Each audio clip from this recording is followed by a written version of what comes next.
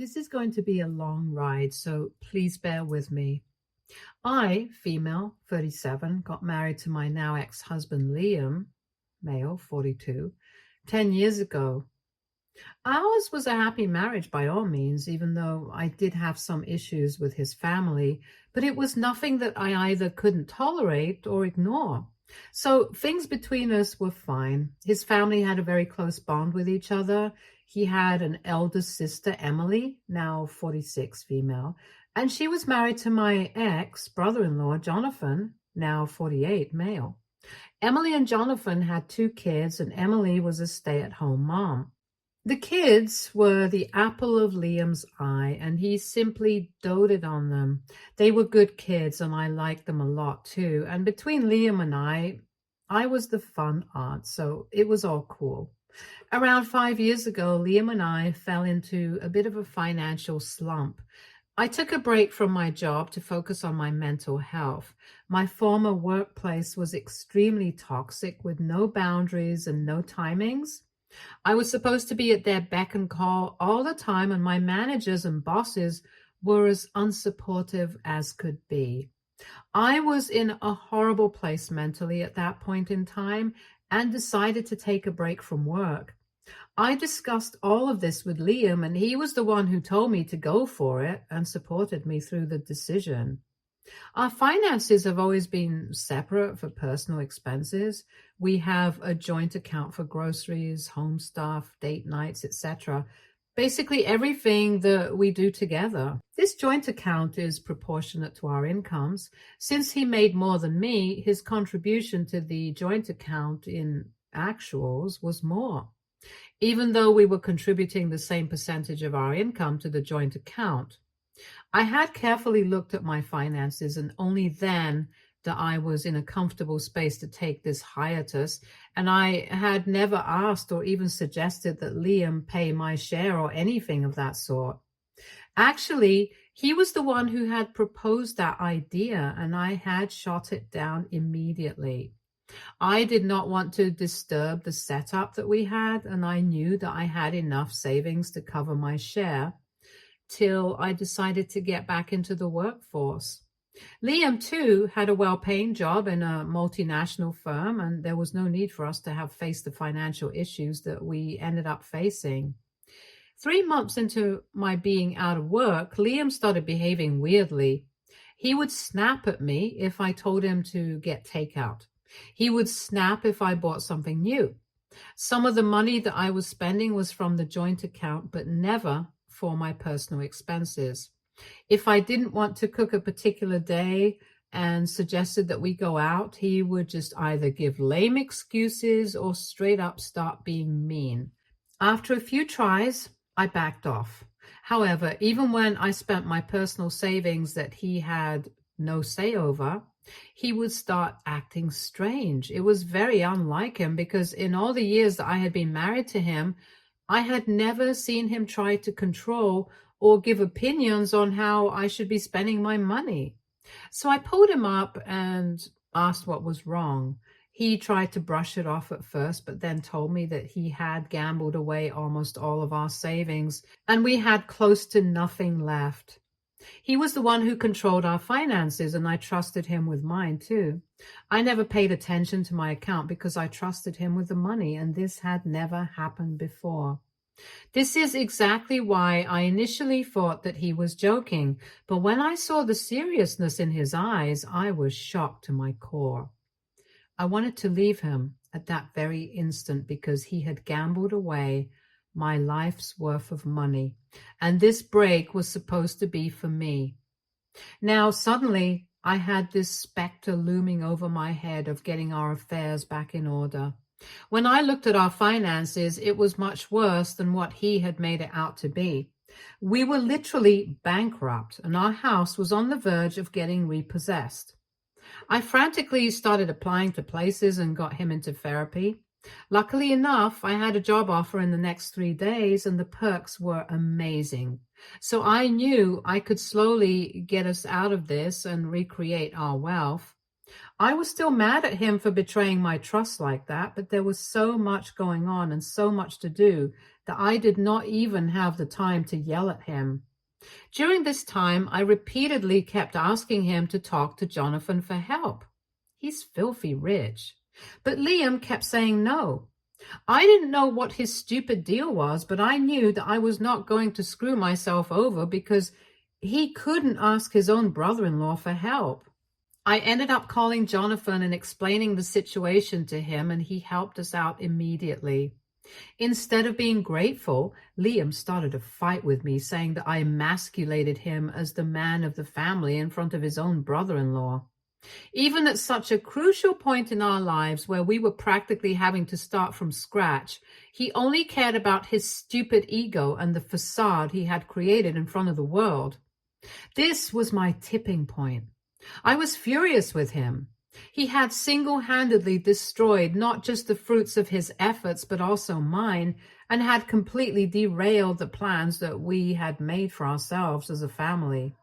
I told him that he had emasculated himself by showing no responsibility towards our family and our future, especially since we had decided that we would be trying for a baby. I told him that he made one stupid decision after another and blew away everything that we had worked so hard for. And I also drew a line saying that I would not be having a baby if he did not get his act together. He got madder at me for being a controlling wife rather than being grateful that I had gotten us out of this mess. Of course, not without the help of Jonathan. Slowly, over the course of the next year and a half, we created money for ourselves and repaid every penny to Jonathan. I will always be grateful to him for standing by us and helping us out of a mess that had nothing to do with him. Liam, however, was still salty about the fact that I took Jonathan's help because he had not wanted everyone in the family to know the pit that we were in. Thankfully, Jonathan had not uttered a word to anyone, not even Emily. Things had been strained between me and Liam since then, but I knew that I wanted things to get better between us. If not now, then eventually. However, something else happened that made me lose all respect for him as an individual. Once we were back on our feet, things got a little better. However, during family get-togethers, I could sense a strain between Emily and John. I know it was not my business, but I was concerned and worried, especially about Jonathan. I expressed myself to Liam and asked him if I was the only one who sensed it or whether he had felt the difference too. He said that I was overthinking and that nothing was wrong. However, 2 days later, I had gone to Emily's place to leave some tarts for the kids. They love my tarts. And she was behaving very weirdly. She seemed to be in a hurry and wanted me to leave as soon as possible. I knew something was up, so while I left the house, I stayed in my car to see what she was up to. Call me creepy or whatever, but it was my intuition that told me something was happening and it needed my intervention. Lo and behold, I see a man coming out of the house and Emily seeing him off. I wouldn't have immediately suspected her of anything if she had behaved in a less guilty way. The man had a cap over his head and he was slouching. It was evident that he didn't want anyone to see who he was. I read their body language and I knew in an instant that she was cheating on Jonathan. I was appalled and disgusted at her audacity and thanklessness. Part of me wanted to confront her there and then, but I was too scared of her reaction, and I didn't even know whether this was the correct thing to do or not. I decided to go straight back home and told Liam what I saw. I had expected shock, rage, disgust, or maybe even disbelief from him, but I could never in a million years have expected what he said next. Liam did the exact opposite of what I thought he would do. He was quiet for a few seconds and asked me if there was anyone else that I had told. I told him no, and he heaved a sigh of relief. He said I needed to keep it under wraps and never tell anyone what I saw. To say that I was shocked would be an understatement. I told him that he had lost his mind if he thought that I would keep mum and let Jonathan suffer in a marriage with a cheating wife. He said that we did not know if they were cheating and that they could have an open marriage for all we know. I told him that both he and I knew Jonathan enough to know that he would never agree to such an arrangement. However, I told him that even if he had, we had to make sure that she was not cheating on him, and that meant that we had to talk to him. I was adamant that we would talk to John first and only then talk to Emily, because I knew even if Emily was up to something shady, she would come up with something on the fly and save herself. He kept resisting and trying to come up with new and innovative reasons as to why we shouldn't tell John. He said that I had no need to be involved in someone's personal drama. Then he said that it shouldn't be my concern and that neither of us knew what was happening in their relationship. To be honest, I found myself relenting a couple of times and contemplating talking to Emily first.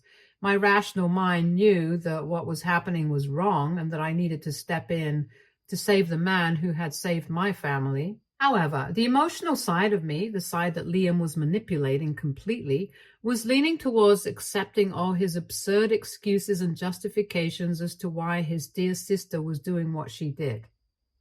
This internal battle raged within me for a long time when I finally decided I could not deal with this anymore and that I had to do the right thing even if it came at a cost. But before I told Jonathan, I wanted to let Liam know that I would be spilling the beans. To say that he went batshit crazy is an understatement. We had the biggest fight of our lives that day, and he was just not willing to listen to me. This fight was even worse than the ones we had during his entire gambling episode. He kept on saying that I had no right to interfere in his sister's life and ruin it. I told him that his stance on cheating and his fierce defense of his sister were alarming and were making me wonder what would his reaction be if I cheated. He said he would not have wanted someone else to come and tell him about his own wife, but I was having none of it. I had a nagging feeling that maybe, just maybe, the fact that he was defending Emily's infidelity so much was maybe him trying to rationalize his own cheating. I had a suspicion solely based on his reaction that he was cheating.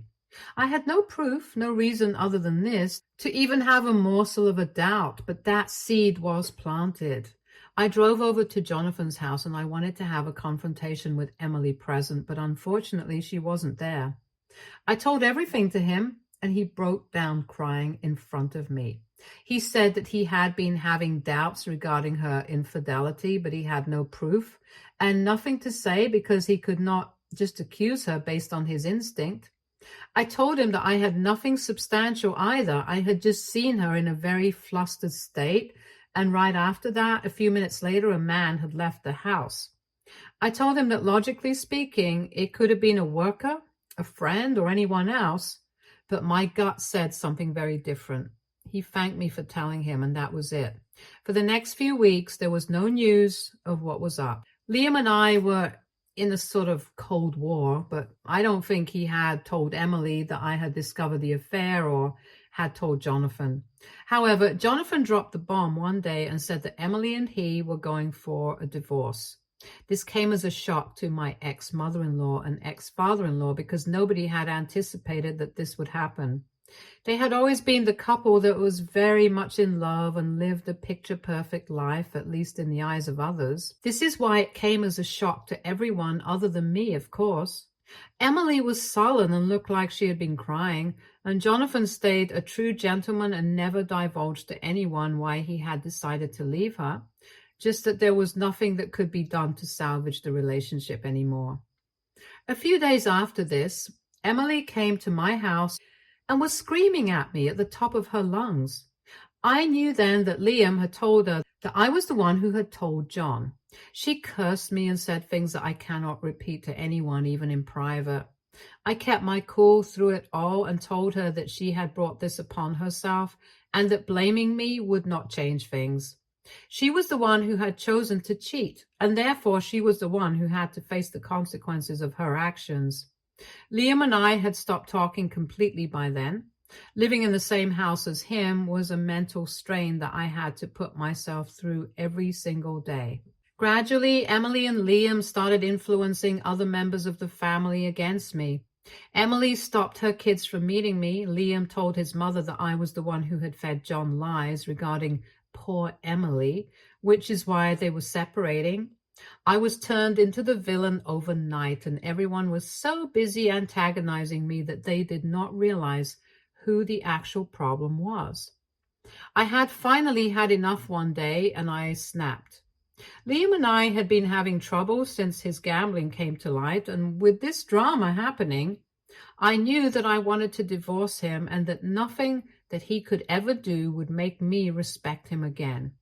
I could not picture myself living with a gambler and somebody who could defend cheating. He was behaving like a guilty man, and to be honest, I had a lurking fear that he was cheating on me too. But by then, I had mentally checked out of the marriage, and thus, even if he was having an affair, it wouldn't really have bothered me. This further cemented my decision to go for a divorce. I called all of the family together and told them the real reason why Emily and Jonathan were having a divorce. I told them that I had seen her with a stranger, and I had confided in Liam, who was willing to defend his sister to the bone. Nothing that I said was making him see sense. And when I told Jonathan about the affair, the brother-sister duo started maligning me publicly. I also told him that they had treated me horribly during this entire ordeal, and that I was done taking this treatment from them. To my surprise, even my ex-mother-in-law and ex-father-in-law started defending their children. This was when I understood without a shadow of a doubt that this family was completely bonkers, and I was completely right in choosing to walk away from this toxic family for the sake of my mental health. When I publicly announced that I would also be going for a divorce, there was pin drop silence in the house. Liam looked like somebody had struck a lamp on his head. His eyes were as big as balls, and I cannot describe the satisfaction that I felt in seeing him like that. I also told him that since he had such a close-knit family, he needed to move out of my house within 2 weeks because I was dead set on going through with this. His tone made a complete backflip, and he kept on apologizing and saying that we could work through this. In all honesty, we could, but I didn't want to. He tried to turn over a new leaf. He tried to organize the date nights and book spa appointments as if my problem was a lack of attention. He did not understand the gravity of the situation. I had to sit him down and tell him that I was leaving him because I did not like who he was as a man. It was not something that he could change in me, and my decision to leave him was final. He had a hard time accepting it, but eventually he had to. He moved out of the house eventually, and our divorce was finalized pretty soon, around the same time that Jonathan and Emily got divorced. Within a few months, I sold my house and moved states for a better job opportunity. I made the move to my current state and job 3 years ago. I have since then not been in touch with anyone from the family. Jonathan and I do talk to each other once in a while, but nothing more. 2 days ago, I got a text from a random number. It was Liam. He was crying hysterically on the phone, saying that he made the biggest mistake of his life by letting me go, and that he should have fought harder to keep and trusted my instincts every step of the way. I was not really in the mood for his regret, so I asked him what was up. Apparently, he recently got married to Emily's friend, and he was happy. But since last week, both Emily and his new wife have been missing. At first, he thought something had happened to them, and he went to the police. But the police got back in touch with him, saying that both of them were safe and had asked him to not try and contact them. Basically, his new wife and sister had emptied his bank account and run away together. I am hoping, for his sake, that it is only for a vacation and that they will be back, because he is thoroughly screwed if it is something else entirely. He was bawling on the phone like a toddler, and I wanted to laugh in his face rather than comfort him. Call me mean, but it is what it is.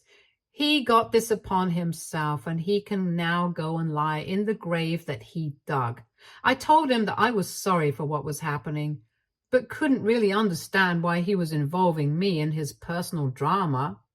He went silent for a while, and I knew I had delivered the dig that I wanted, and he said he wanted my help in trying to track down where they were, and he also needed my input on how to improve his finances, since I was the one who had gotten him out of the mess the last time. I told him to eat shit and that I was not helping him out. I told him that I had nothing more to do with him and anything he faced was his problem and his alone. And then I disconnected the call. I hate to admit this, but I am delighted that he is finally facing consequences for ruining my life. I am glad I divorced him and in no way want him back. But he made me work so hard to replenish our wealth and then showed me his true colors and his stand on cheating. That was what had hurt me the most. Had I known he would turn out to be someone like this, I would have walked out of the marriage the minute he told me about the gambling. But I stayed. I slogged. And I did it only for him. All of this amounts to nothing. This is what pissed me off the most, and I am glad that his actions and habits are finally catching up to him, and that Emily betrayed him out of all the people in the world. Update 1. Small update. I did some snooping because this is fresh tea, and why not? I found out that Emily and Liam's wife, who is only 21 years old, by the way, have booked a trip to Europe and are spending lavishly. They are updating their social media frequently, which makes me a little suspicious because that is public information and therefore easily accessible. They have posted on Instagram and whatnot, but I think that they might have everyone from the family blocked so nobody knows what is happening on their end. I don't know if I should tell Liam about what I found out or not. One part of me thinks that I should just let him know and help him out with information at least. The other part says that if I do help him, he will cling to me like a leech and will ask for more favors. Moreover, if I could find out their whereabouts, so can he. If he would just use his brains and quit weeping like a baby. He texted me a sob story again and said I needed to help him or he would be at the lowest point of his life.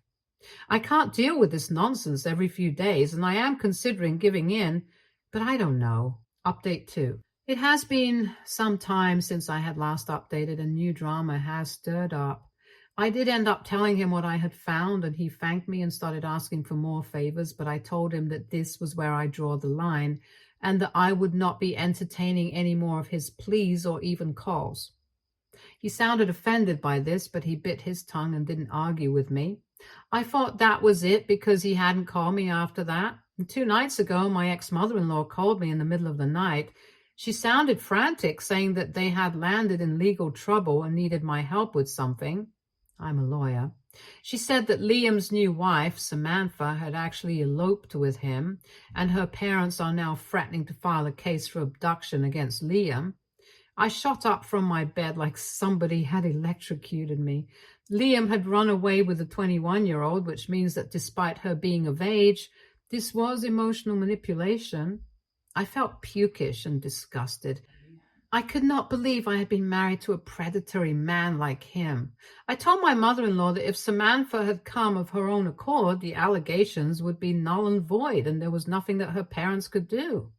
It was here where my ex-mother-in-law started crying, saying that Samantha is now agreeing to what her parents are saying. She is also saying that he was involved with her when she was a minor and has groomed her, so she will not be taking a stand for Liam. This blew my mind. I did the math and realized that this was why he was defending his cheating sister so fiercely. It was because he was also cheating on me and grooming a minor girl. I told my ex-mother-in-law that all of them deserved to rot in the afterlife because they had played with a young girl's life and emotions. She begged me to represent Liam and that they were all sorry, but I told her that I would happily fight against him if the case be, but never for him. I also told her that she had some audacity coming to me knowing full well that her dear son cheated on me with a minor, used my resources to build his life back up, and is now facing consequences for what he has done. She cursed me a bit and disconnected the call. I've been having sleepless nights since then. I cannot believe that he would turn out to be a predator. There were no signs of this, or there might have been some that I missed, but I feel like barfing to the ends of the world because of my association with somebody as disgusting as my ex-husband. He deserves to rot in jail for the rest of his life and some years after. I feel bad for the poor girl. I can't even blame her. Even if this started when she was 17, that would be 4 years ago, and Liam was 38 then. He was involved with a school-going kid, someone 21 years his junior, and had ended up marrying her. I don't know how this girl was Emily's friend, and if Emily was the one who had introduced them, it was even more disturbing because that meant that the entire family was dangerous. And I saved myself and my future from them in the nick of time. Update 3. I thankfully have no direct updates from anyone from my ex's family. My ex-mother-in-law has gone silent, and so has Liam. Jonathan, however, spoke to me, and I got to know a few things from him. Apparently, Emily and Samantha had come back home within a few weeks, and it was here that Samantha started changing her tune. She said that she had been groomed and that she wanted to divorce Liam and go back. Her parents then got involved and said that they would be pressing charges against him. Jonathan said that the case of her parents stood on shaky grounds, but it was enough to scare the family. So much so that Liam paid a good amount of money to Samantha and her family to keep shut and not press any kind of charges. So he is officially screwed financially. Emily feigns innocence in all of this, saying that Samantha had told her that Liam had given her the money. Everybody knows it is bull, but they don't have anyone other than each other.